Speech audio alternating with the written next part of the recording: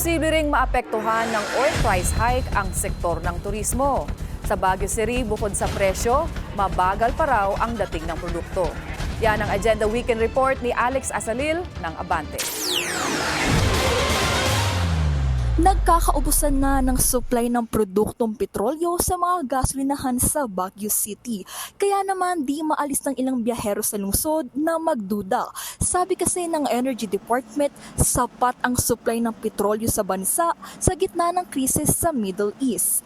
Totoo bang nagkakakulangan o baka ino-hoard lang ng iba? Dahil sa pangambang magkaubusan sa susunod pang mga araw at lalo pang pagsirit sa presyo ng petrolyo, ang mga driver nagkumahog magpa-full tank para sa mga biyahe nila sa mga susunod na araw. Apektado dito ang mga TNVS, taxi at jeepney drivers. Malaking apektado sa amin na taxi driver dahil sobrang taas ang petrolyo ngayon dahil sa kaguluhan sa Middle East.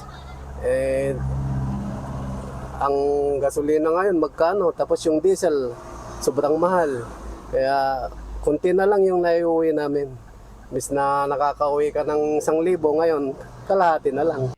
Aminado naman ng ilang gasoline stations sa Baguio na limitado ang supply ng petrolyo dahil mabagal ang pagdating ng fuel deliveries sa lungsod. Available naman tayong stocks for delivery pa nga lang.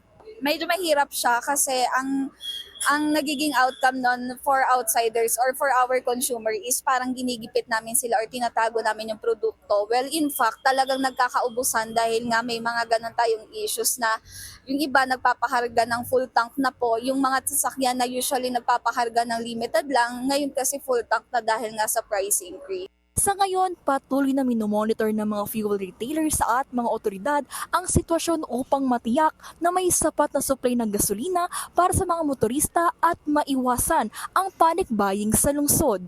Inaasahang makakaapekto rin ito sa dami ng mga turistang pupunta sa lungsod ngayong tag-init, lalo't at kilala bilang summer capital ng bansa, ang Baguio City. Para sa Agenda Weekend, Alex Asalil, Abante, Baguio City.